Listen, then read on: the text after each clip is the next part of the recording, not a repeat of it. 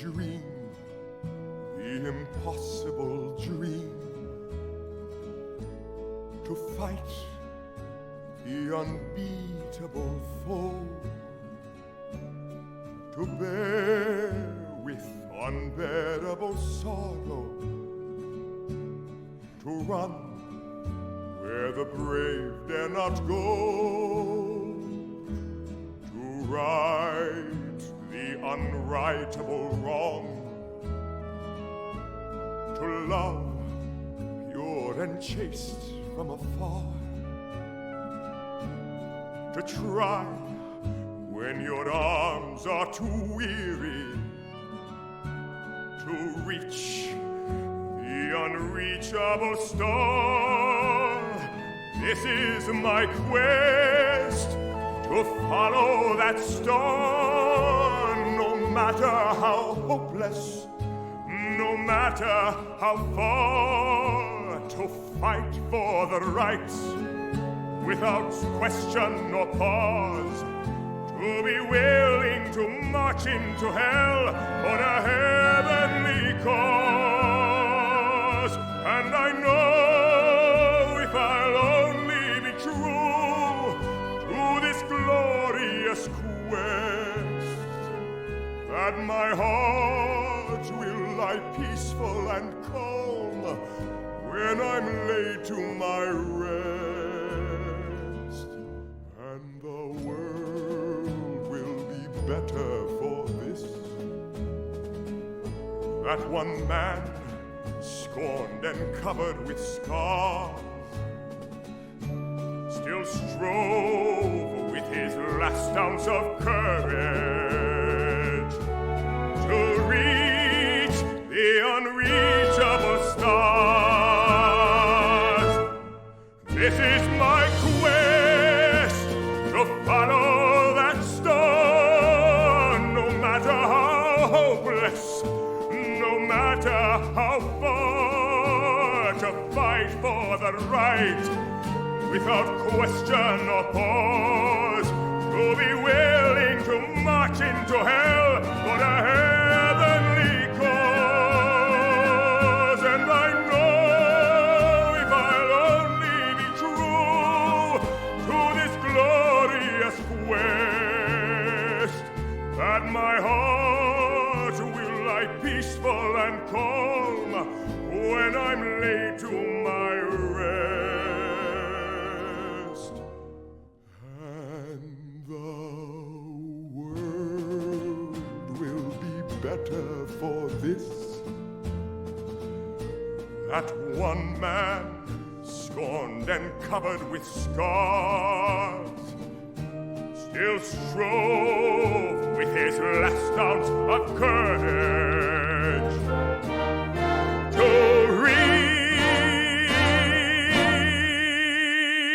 reach the unreachable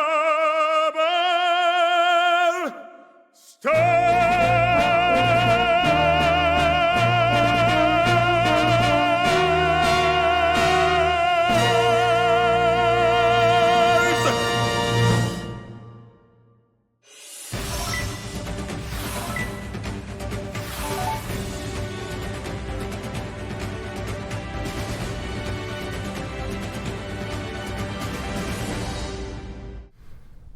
여러분의 저녁을 책임집니다. 소통하는 재미 뉴스프리 데스크 엄주원입니다. 안녕하세요. 성지원 기자입니다. 네, 어제가 6666이었어요. 오, 그러네요. 66회 6월 6일 현충일.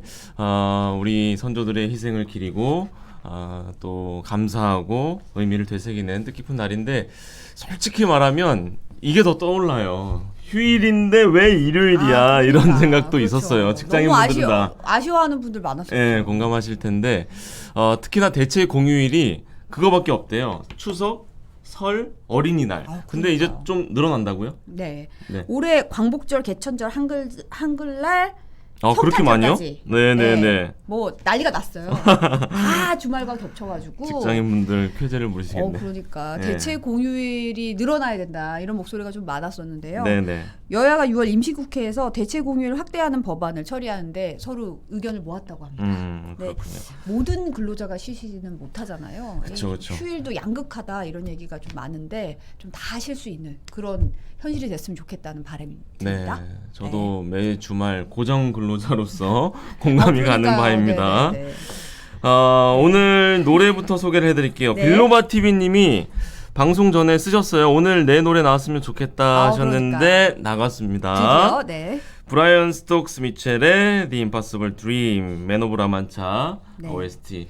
남경주 씨 버전 좋아하셨다고. 그러니까 한국 노래 근데 빌로바 TV님도 한국어 버전을 원하셨었나 봐요. 근데 그게 또 음원이 잘 없어가지고 쉽지 않죠 구하기가. 네. 알겠습니다. 제 다 머리 얘기하시고 계세요. 그니까요. 오늘 우리 성 기자 가발 같기도 이세희님. 네. 누나 너무 예뻐요 빌로바 TV님. 네, 감사합니다. 온 댓글이 모두 성지영 기자 머리 스타일 얘기입니다. 네. 근데 지금 날씨도 더워졌는데 너무 보기 좋고 시원해 보여서 좋아요. 어떠세요? 네. 머리 감을 때 좋으시겠는데? 네. 저 어제 머리 잘랐는데요. 원래는 그냥 조금 자르려고 그랬는데 일이 커졌어요. 가발이 아닙니다. 네, 제가 머리 잘랐어요. 그 전 머리가 어디까지 오셨죠? 꽤 길었던 네, 것 꽤 같은데. 길었어요. 많이 여기까지. 자르셨네. 지금 아. 너무 깜짝 놀라시고 계시네요. 네. 지금 댓글을 골라서 읽어야 되는데 다 성지영 기자 머리 얘기밖에 없습니다. 여자의 변신은 무죄 심은정님 귀여워지셨어요. 네. 대학생 같아요. 쭉 우리 성지영 기자의 머리 칭찬으로 오늘 활기차게 네. 출발을 했습니다. 네, 감사합니다. 자 그럼 첫 코너 바로 넘어가 보겠습니다. 프리 초대석입니다.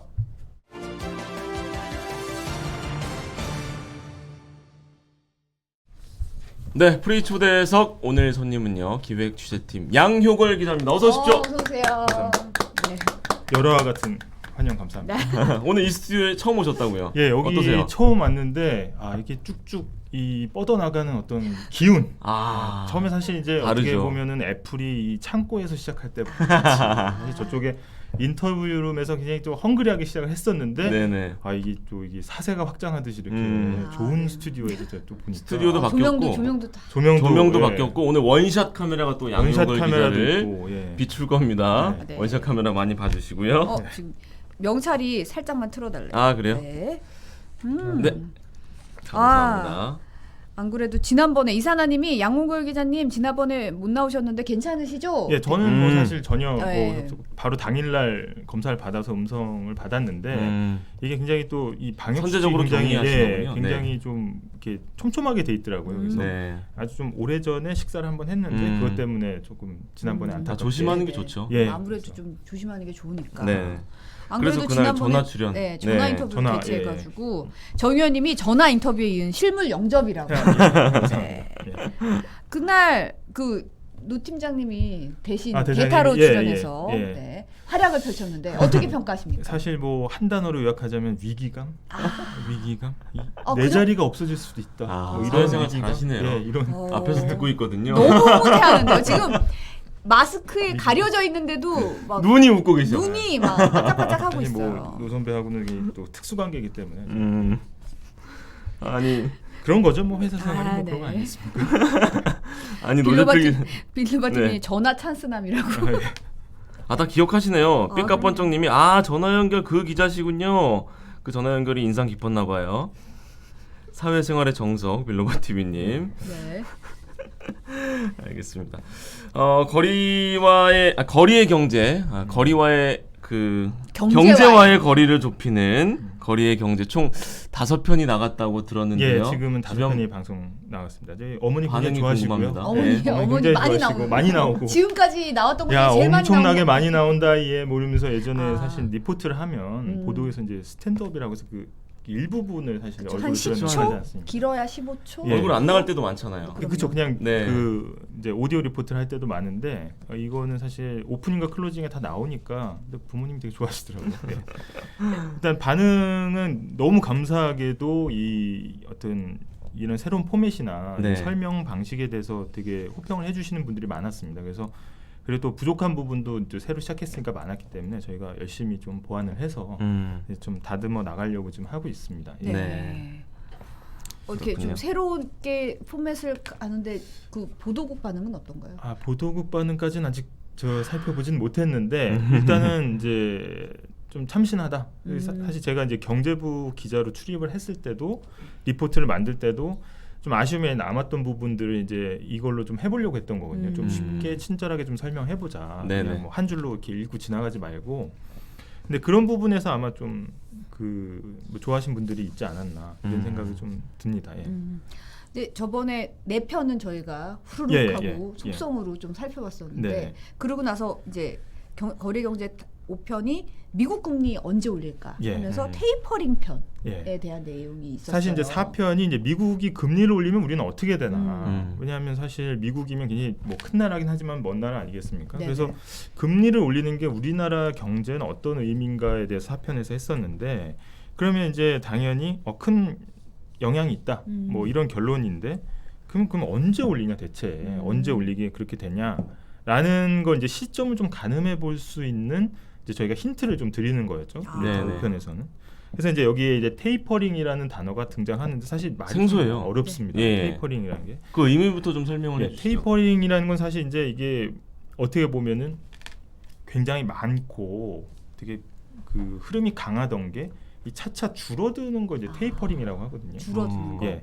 그래서 이제 강폭을 보면은 뭐 강이 이렇게 뭐 하류에서 되게 넓게 흐르다가 갑자기 좁아지는 구간이 있지 않습니까? 물길이. 네. 근데 거기를 이제 테이퍼라고 얘기를 하거든요. 그래서 이제 그런 걸 표현할 때도 쓰고 그 청바지에서도 테이퍼진이 있어요. 오. 그래서 약간 이제 이렇게 약간 좁아지나요? 안으로 들어가 좁아지는. 아. 너무 이렇게 좁아지는 건 아니고. 나팔 바지랑 예, 반대네요. 반대입니다. 그래서 이렇게 밖으로 도는 게 아니고 안쪽으로 좁아지는 거 테이퍼진이라고 하기도 하고 실생활에서도 그런 용어를 많이 씁니다. 그래서 일단 연준에서 테이퍼를 언급을 했다는 거는 사실 이제 금리를 결정하는 게 이제 미국 연준이었는데 이제 금리가 거의 이제 제로 금리로 가다 보니까 이 금리 가지고는 안 되겠다. 직접 돈을 좀 풀겠다 이런 거였거든요.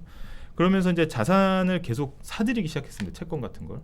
그럼 당연히 채권을 사면서 돈을 주지 않습니까? 시중에 돈을 풀게 되는 건데 근데 그 규모가 사실 엄청났어요. 미국 연준에서 푸는 돈이. 근데 그 양을 테이퍼하겠다는 건 점점점 줄여나가겠다는 그런 거였기 때문에 사실 테이퍼링에 대한 신호는 그러면은 자산 매입 규모를 조금씩 줄여나가면 결국 언젠가는 자산 매입을 안 할 거고 그러면 이게 끝나면 금리를 다시 올리는 거 아니냐 이런 이제 흐름으로 가는 거죠. 그래서 이 테이퍼링의 언급이 나오냐 안 나오냐 얼마까지 나오냐가 사실 이제 금융시장을 바라보는 시장 참여자들이 가장 주의 깊게 보는 부분이었습니다. 그래서 그런 부분은 좀 저희가 이런 개념과 용어들을 좀 설명을 해드리려고 네. 그래서 5편을 저희가 준비를 했었던 거거든요. 그래서 다행히 많은 분들이 좋아해 주셔서 뿌듯하게 지금 생각하고 있습니다. 저희가 영상으로도 네. 잠깐 준비했죠. 네. 네, 영상 잠깐 보시고 얘기 나누실게요. 네.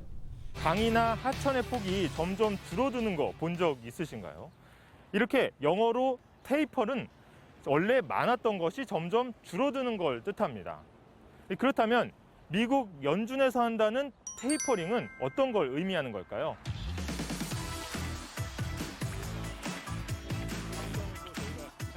제가 만약에 아들이다. 그럼 네. 용돈을 한 얼마 정도 주시겠어요? 20만 원. 20만 원. 아르바이트해서 돈을 조금 벌어. 좀 줄여야지 자기가 용돈 벌어서 쓰면은. 점점점 돈을 많이 벌면 점점점 줄어든다. 용돈 줄어든다. 취직을 했다. 그러면 용돈 어떻게 하시겠어요? 안 줬다고 너. 그리고 잘 벌면 네. 안 주지. 내가 받아야지. 잘 버는데. 각국의 중앙은행도 마찬가지입니다. 마치 용돈을 주듯 시장에 돈을 풀었다가 경제 상황이 나아지면 용돈을 줄여나가듯 이 점진적으로 돈 푸는 걸 줄이는 건데요. 여기에 영어 단어 테이퍼를 써서 테이퍼링이라고 합니다. 네. 양효걸 기자의 설명을 듣고 또 영상으로 보니까 아마 더 이해가 쉽게 되셨을 것 같은데 네. 영상 리포트를 너무 잘 만드셨어요. 지금 다시 보기 댓글을 좀 보니까 칭찬이 자자합니다. 그러니까요. 몇 개만 소개를 해드릴게요. 너무 많아서 다 소개 못해드리고 정찬번님 친절하고 쉽고 간결한 설명 기자님 상 줘야 함. 양용걸 기자 뭐 이런 너무 좀 좋은 댓글 아니에요? 예, 너무 좋은 댓글인데 뭐 저 아시는 분인가요? 전혀 모르는 아, 분이고 전혀 모르는 네. 분이고 정찬범님. 네. 뭐 이런 분위기가 좀, 양용걸- 좀 위에도 좀 고위층에도 좀 전달이 돼야 되지 않을까. 네. 프리데스크 보시고 네. 상을 줘야 한다. 맞습니다. 지난주 김재영 기자도 그렇고 이 자리에 앉으면 다 사장님을 찾으세요. 웅돌이님이 뉴스 퀄리티 진짜 올해 최고다. 기자 박수. 예, 하셨습니다. 아, 이동성님, 크크, 이거 나만 아는 건가? 서울 은평구의 불광천, 크크크, 맞나요? 아까 맞습니다. 예, 은평구 네. 불광천이고 사실 이제 제가 그 아주 오래 살았던 지역이기 때문에 거의 뭐 저의 어떤 구역이다 이렇게 볼 수 있죠. 좋죠. 저도 종종 가요. 네. 갓설탕님, 테이퍼링? 티퍼링? 골백번 보고 들어도 뭔 소리인지 잘 모르겠더니만 이번 편 보니까 이해가 좀 되네요. 다들 얼른 보시고 언제 올지 모를 경제파동에 대비하자고요. 네. 라고 해주셨습니다. 오늘님도 수요자 중심의 눈높이 해설 하셨고 이사나님도 테이퍼링 처음 들어봤는데 조금 이해가 간다 하셨습니다. 네. 심태소님도 테이퍼링 처음 들어봤는데 이해가 가기 시작했네요 하셨어요. 이 아까 에드리언 헐님이 너무 이 시민분이 인터뷰를 너무 잘해주셔가지고 빵 그러니까요. 터졌다고 네네. 얘기하셨어요. 되게 굉장히 좀 훈훈한 분위기거든요. 여기 또 불광천 이렇게 저희가 뭐 이렇게 영상 장비 같은 거 만지고 있으면 이제 와가지고 아 먼저 못 찍는 거야? 뭐 이렇게 왜 나왔어? 뭐 어디야? 뭐 이렇게 하면 저 MBC인데요. 인터뷰 하나 해주시는 거. 섭외가 좀 쉬웠겠네요. 쉽죠. 너무 이제 관심도 많이 보여주시고 그래서 뭐 용돈 같은 거 비유를 하면은 그래서 이해가 더 쉬웠어요. 감정이 확 이입을 하셔가지고 그쵸. 돈 버는데 내가 왜 용돈을 주냐? 내가 받아야지 막 이런 그렇죠. 건데 네. 그래서 인터뷰가 저렇게 잘 나온 겁니다. 많은 그러니까요. 분들이 도와주셔가지고 예. 너무 쏙쏙 들어오게 인터뷰를 너무 잘하시더라고요. 예, 그러니까요. 네. 아 김민호 아나운서는요 오늘 지금 외부 취재 일정이 있어가지고 네. 엄지원 아나운서가 대신 나와주셨습니다. 이제 촬영이 없어졌대요. 이제 민호 씨가 계속 나올 거니까 안심하셔도 됩니다. 네. 아까 5981님이 너무 조심스럽게 김민호 아나운서는 이제 더 이상 없는 건가요? 말씀하셨는데 아닙니다. 김민호 촬영 이제 아나운서 오늘로 깜짝 끝난대요. 놀라겠네요. 네. 마지막 대타하는 날입니다. 걱정 마시고요. 엄주원 아나운서예요. 목소리가 매우 미성이시네요 하고 5981님 얘기해 주셨어요.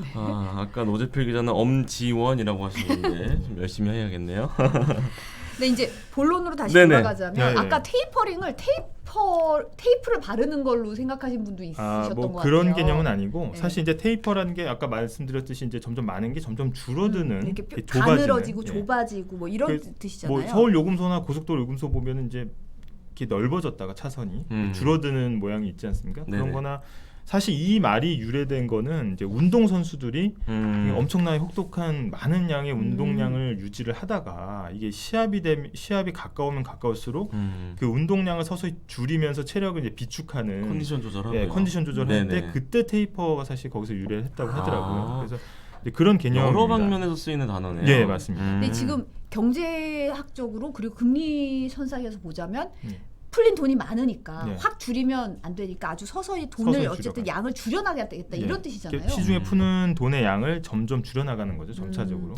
그럼 이거는 언제부터 시작된 거예요? 사실 2013년에 이게 연원을 따지면은 테이퍼링이 처음 등장한 거는 이제 한 번밖에 안 됐습니다. 사실 역사적으로 보면 아시겠지만 2008년에 이제 글로벌 금융 위기가 있었고 네. 그 당시에는 굉장히 전 세계 경제에 충격을 받았었는데 그래서 그 당시에 이제 금리를 굉장히 낮추면서 경기를 다시 살리려고 많이 노력을 했었죠, 미국 연준이.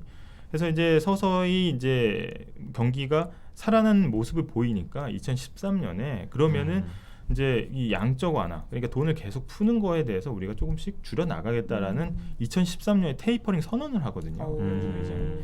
근데 그러면서 전 세계 금융 시장이 요동을 칩니다. 그러니까 이러면 이제 긴축으로 가는구나 하면서 굉장히 큰 충격을 받았었는데 그 당시에 이제 테이퍼링이 처음 등장을 했던 거고요.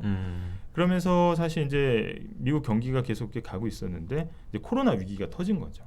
코로나 위기가 터지면서 다시 금리를 또 내리기 시작한 거고 이제 미국 경제가 조금씩 회복을 보이기 시작하니까 이제 테이퍼링 얘기가 슬슬 나오기 시작한 겁니다. 그렇군요. 네. 영상 잠깐 볼까요? 여기 네. 관련돼 가지고 네. 영상 좀 부탁드릴게요. 2008년 글로벌 금융위기 직후의 모습입니다.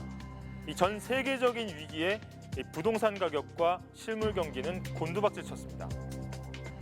건물주들이 지금 많이 도산해가지고 지금 잔금도 못 받고 아주 죽겠습니다. 강남 지역 재건축 아파트 값은 2년 새 반토막이 됐지만 장사도 안 돼가지고 맨날 이렇게 그냥 아주 한장하겠어요. 정말 죽겠어. 가라앉은 경기를 띄우기 위해 각국 중앙은행들은 경쟁적으로 금리를 낮추기 시작합니다. 이처럼 파격적으로 기준금리를 내린 것은 9.11 테러 이후 처음이다. 무려 10차례에 걸쳐 1%까지 떨어졌고 하지만 이미 기준금리가 너무 낮았기 때문에 더 내릴 금리가 남아있지 않았었죠. 그러자 아예 중앙은행이 돈을 직접 풀기 시작했습니다. 이른바 양적 완화였습니다. 연방준비은행은 채권과 부채를 사주는 양적 완화로 시중은행에 돈을 풀었습니다. 그런데 돈을 풀어 경기가 회복되니 걱정거리가 생겼습니다. 돈을 계속 풀자니 물가가 오를 게 걱정이고 그렇다고 갑자기 금리를 올리자니 경제에 미칠 충격이 걱정이 된 겁니다. 그래서 고안된 개념이 바로 테이퍼링입니다. 이 금리를 올리기 전에 이 풀던 돈부터 점진적으로 줄이기 시작하는 거죠. We will continue to reduce the pace of purchases in measured steps through the first half of next year, ending purchases around mid-year. 버냉키 쇼크의 영향에 무려 23조 원이 허공으로 사라진 겁니다. 결국 테이퍼링이 시작된 뒤 천천히 돈 풀기를 줄여오던 미국 연준은 2년 반이 지난 뒤 금리를 올렸습니다. 이 때문에 테이퍼링은 금리 인상 전 신호로 받아들여지는 겁니다. 네, 지금 테이퍼링에 집중을 하셔야 하는데 댓글창에 왕종명 앵커의 왕종명 종명이 형까지 찾고 있습니다. 저희 기획 의도대로 돌아가고 있습니다.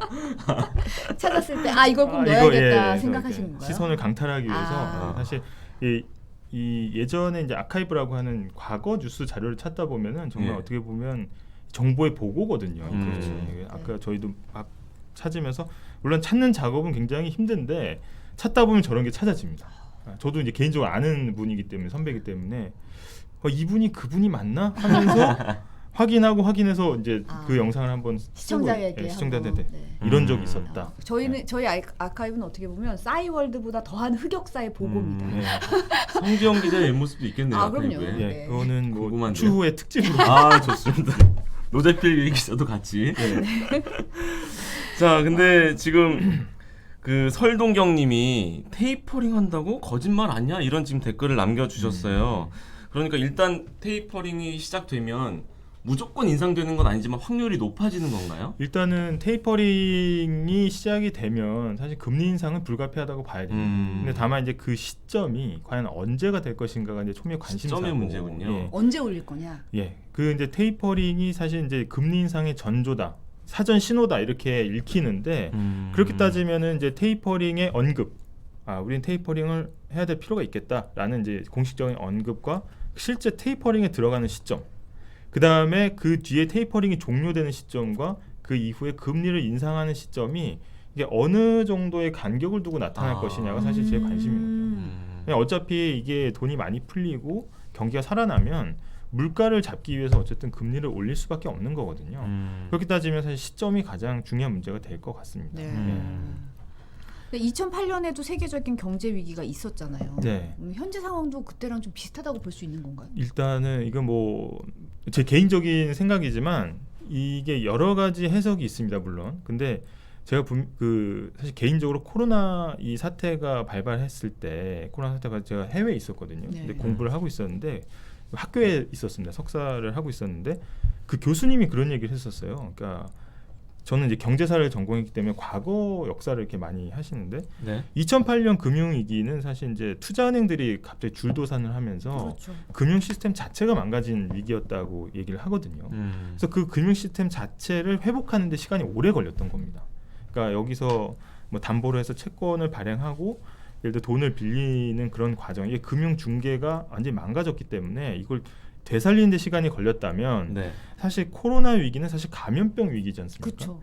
그래서 이게 병이 사실 백신에 의해서 보호가 되면 금융 시스템 자체는 사실 망가졌다고 보기는 어렵거든요. 상황이 좀 다르네요. 상황이 좀 다르죠. 그걸 이제 표현을 할 때 이제 U자형 회복이 될 거냐 아니면 L자형 회복이 될 거냐 하는데 대부분 아니지만 일부 이제 경제학자들은 이제 V자형 회복이 될 수도 있다. 그게 반대합니다. 시스템 자체가 망가진 건 아니니까. 그러니까 경제 시스템 자체는 온전히 있기 때문에 이 감염병만 극복을 하면 바로 올라갈 수도 있다. 회복을 할 수 있다라는 거고, 사실 지금까지의 어떤 미국만 놓고 봤을 때 수치는 굉장히 지금 반등 속도가 빠르다라는 거거든요.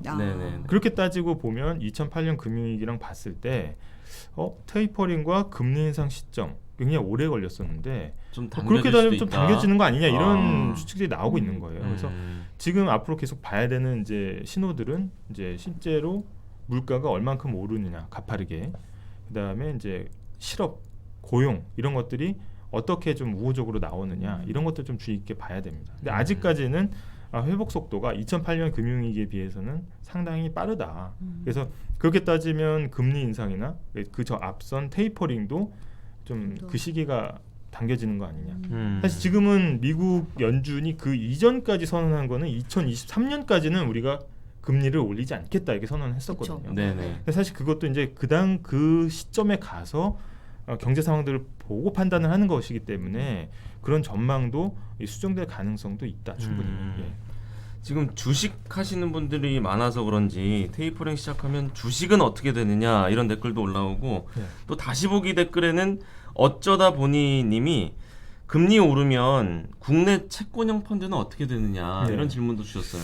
일단은 주가부터 얘기를 하자면 금리가 인상되거나 긴축 국면으로 돌아가면은 사실 이제 자산 시장, 주식과 부동산을 포함한 자산 시장은 조정을 받을 수밖에 없습니다. 사실 그거는 어쩔 수 없는 것이고, 다만 이제 이게 주가를 결정하는 변수는 굉장히 많거든요. 사실 그 해당 그 기업의 뭐 성장성이라든지 아니면 그 기업의 미래 전망이나 이런 것들이 다 주가에 반영이 된 거기 때문에 일률적으로 얘기할 수는 없지만, 사실 금리가 올라가면은 어떻게 보면 투자의 기회 비용이 늘어난다고 볼 수 있거든요. 똑같은 돈을 투자했을 때 그렇게 되면 주가가 상당히 조정을 받을 수밖에 없다. 그다음에 특히 이제 그 아까 말씀드렸듯이 금리를 인상하는 시점과 속도, 그다음에 이 우리나라 그 당시에 우리나라의 경제 상황을 봤을 때 만약에 우리나라 경제가 충분히 회복을 못했다.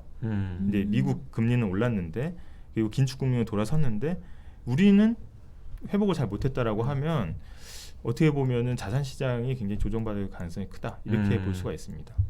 그렇군요. 미국 금리 오른다는 신호가 있다면 한국 금리는 어떻게 되는 건지 이런 얘기도 좀 나왔었거든요. 그렇죠. 이제 한국 금리는 사실 이제 미국은 굉장히 큰 나라고 세계 경제를 굉장히 좌우하는 나라이기 때문에 미국 금리가 굉장히 큰 영향을 미치거든요. 사실 어떻게 보면은 국제적으로 투자 자금들이 있습니다. 그래서 이제 수익률을 좇아서 각 나라의 이제 자산 시장에다 투자를 하거나 주식 시장에 투자를 하는데 미국이 금리를 올린다는 거는 사실 미국의 국채나 미국의 주식이나 상대적으로 한국보다는 안전자산으로 분류가 되거든요. 그러면 뭐 위험이 비슷하고 오히려 위험하지가 않고 저위험이라면 안전한 자산이라면 금리를 더 준다니까 한국에 있는 돈을 빼서 미국으로 투자를 할 수가 있겠죠. 그래서 만약에 미국의 금리가 우리보다 높다면 혹은 미국이 금리를 올렸는데 우리는 대응을 하지 않고 그대로 있다고 하면은 그 외국인 자금이 이탈할 가능성이 꽤 있습니다. 사실. 물론 이제 일반적으로 저희가 외환 보유고도 굉장히 많이 확보를 하고 있고 우리 경제가 상당히 코로나 방어를 잘 했거든요. 상대적으로 봤을 때.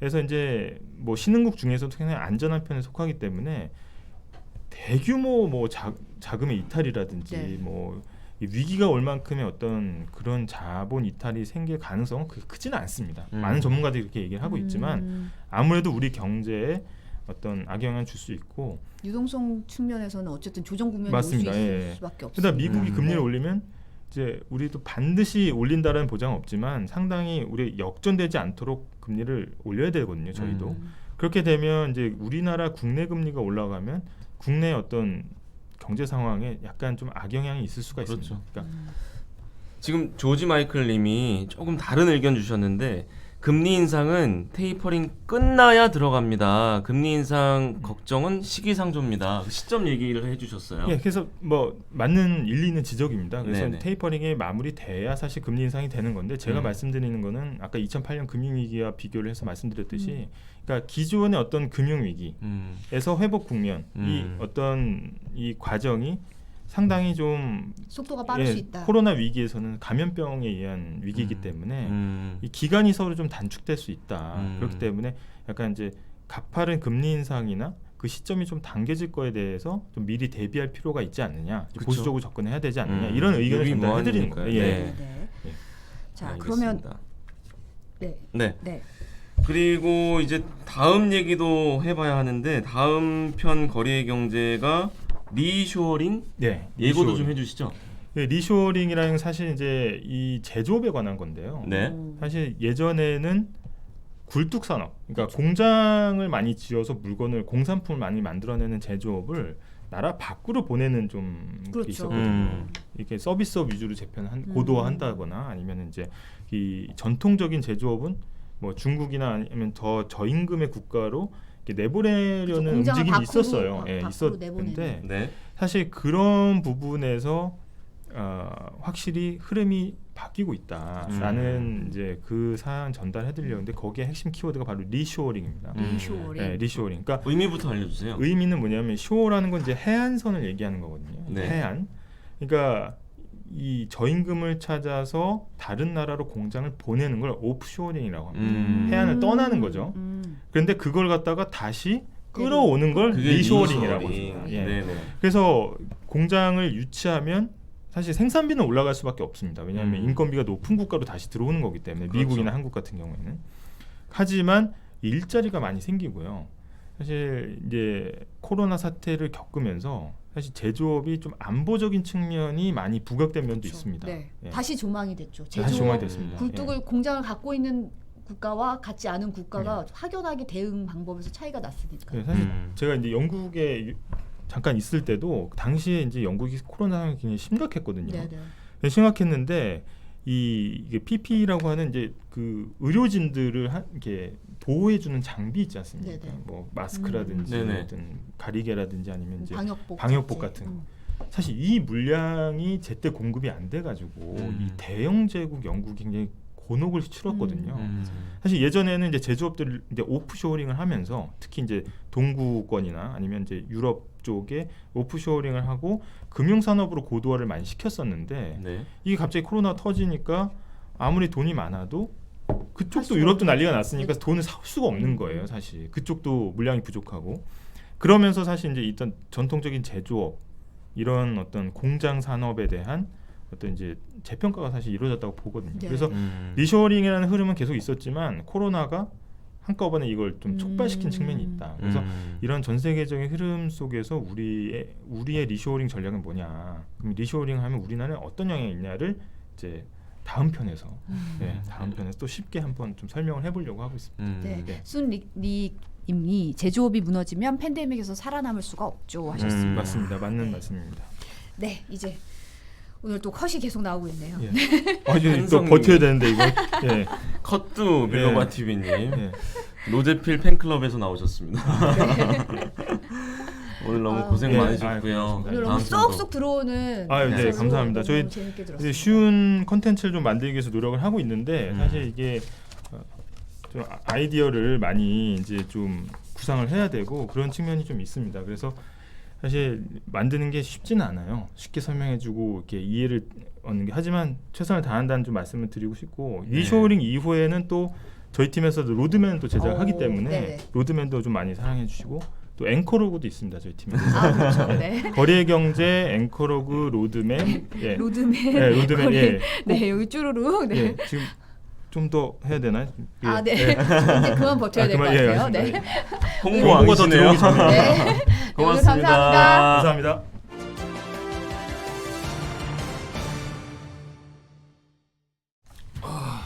네, 큐시트 산책. 마지막에 뭐 시상식 했습니까? 로제필 기자와 함께합니다. 뭘 로드맨 나오고 이제 더 안 나오실 건가 봐요. 오늘 할 말 다 하고 가셨어요. 또 하루님이 뭐 많이 하시는 팀이네 하셨어요. 출연 정지 시켜주세요. 6분밖에 안 남았기 때문에. 근데 굉장히 경제 용어가 어렵잖아요. 어려운데 양효걸 기자는 정말 쉽게 풀어주는 것 같아요. 지금 댓글에 다 그 얘기예요. 테이퍼링을 이렇게 쉽게 설명한다고? 아니 그래서 무슨 종목을 사라는 건지 얘기는 안 해주는 것 같은데. 네? 총총님이 두목형 그리웠어요 하셨습니다. 네, 네. 저축왕 뱅킹님이 두모님 피곤해 보여 하시는데요. 아니 근데 오늘 근데 새로운 아이디가 많이 계세요. 새로운 그러니까요. 닉이 많이 계신데 양궁 방구 끼면 걸기가 X 나와 분들 계시고. 네. 라규님이 엄전 아나운서 목소리 달달하네요 하셨어요. 달달해요. 진짜 졸려요. 이분 네. 선물 뭐 없나요? 참 그 저희 일주일 이벤트 하고 있는데 설명해 주세요. 문제가 이제 한 130여 분 정도가 이제 댓글을 이제 다신 걸로 나오는데 실질적으로 응모하신 분은 50분이 안 된다고 그래요. 여러분 댓글만 다시면 그러니까 안 되고요. 방법이 따로 있나 보죠? 구글 폼에 들어와서 남기셔야 그렇죠. 돼요. 네. 해시태그로 그냥 나도 찐팬이다 쓰신다고 되는 게 아니고 그 퀴즈도 응모하시고 찐팬 애칭도 뭐 제가 좀 까다롭게 한 경향이 좀 있긴 한데 그래도 좀 참여를 좀 많이 해주셨으면 좋겠습니다. 참여 부탁드립니다. 네. 들어와서 꼭 남겨주세요. 선물은 뭐예요? 선물은 머그컵하고 또 저희가 이렇게 좀 다른 중요하죠. 것도 준비할 건데요. 근데 제가 안타까운 거는 그 해시태그를 단 분 중에 이분은 정말 찐팬이야.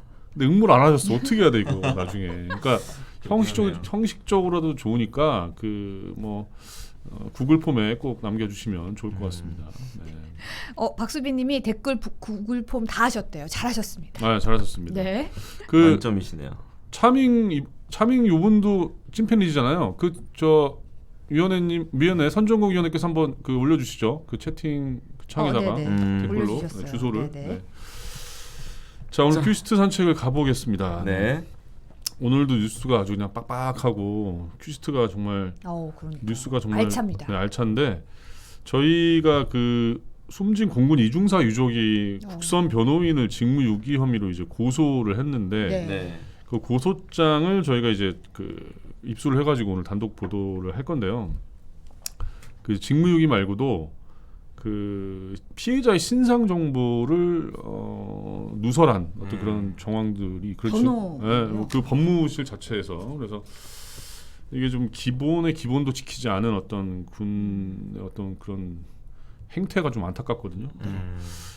보시면 될 것 같고 그다음에는 또 이제 저희 IT 업계 보도 쭉 하고 있잖아요. 근데 제보가 정말 본물 터지듯이 들어오고 있어요. 이때까지 너무 부당한 일을 많이 겪으셨군요. 네.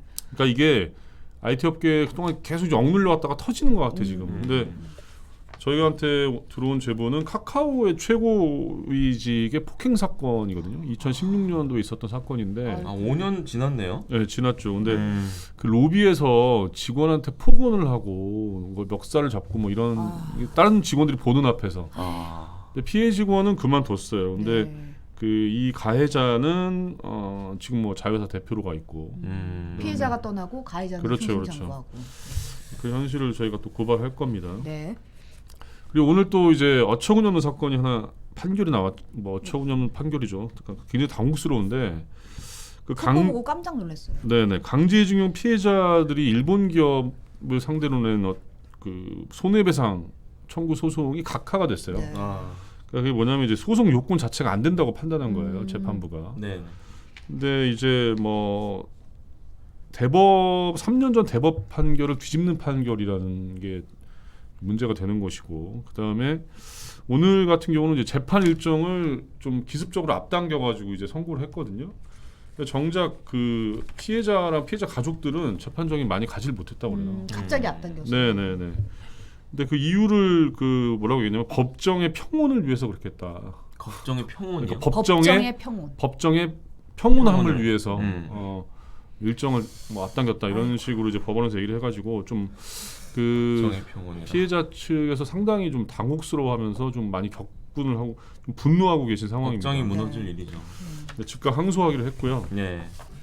그다음에 권익위에서 민주당 국회의원하고 가족들에 대한 부동산 투기 조사를 했거든요. 네네. 근데 12명 정도가 이제 불법 거래 의혹이 있어서 수사를 의뢰할 방침이고요. 명의신탁, 농지법 위반, 업무상 비밀 이용 이런 어떤 혐의가 있다고 합니다. 네.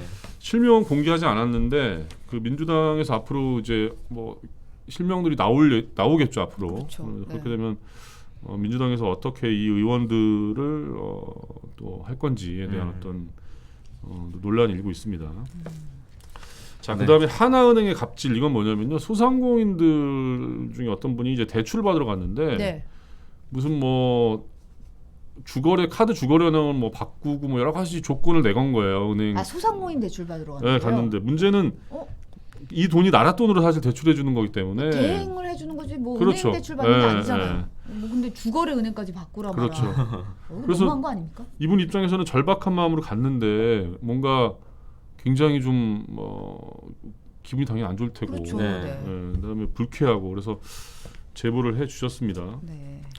자, 그다음에 요 판결은 굉장히 중요한 판결이에요. 대법에서 오늘 나온 판결인데 아이를 키우고 있는 외할아버지가 아이 아버지한테 양육비를 청구할 수 있다라는 판결이에요. 근데 요 사건을 봤더니 딸이 그 사위랑 이혼 소송 중에 이제 죽은 거예요. 그래서 외할아버지가 이제 그 아이를 키웠는데 양육비를 안 준 거고. 양육비를 그 이혼 소송 중에는 또 주다가 그 사위, 그러니까 뭐 지금은 사위가 아니겠죠. 근데 이제 전 사위겠죠. 이제 뭐 안 준 거예요. 한 70만 원 정도를. 그래서 이제 외할아버지가 계속 키우다가 이제 소송을 냈는데 좀 굉장히 의미 있는 판결인 것 같아요. 네. 외할아버지랑은 남남으로 지내도 그 아이는 그렇죠. 시나들이잖아요. 네네. 그렇죠? 당연히 줘야 되는데 그걸 이제 법원까지 가서 이렇게 이런 소송을 내게 했다는 게 좀 안타깝죠. 네.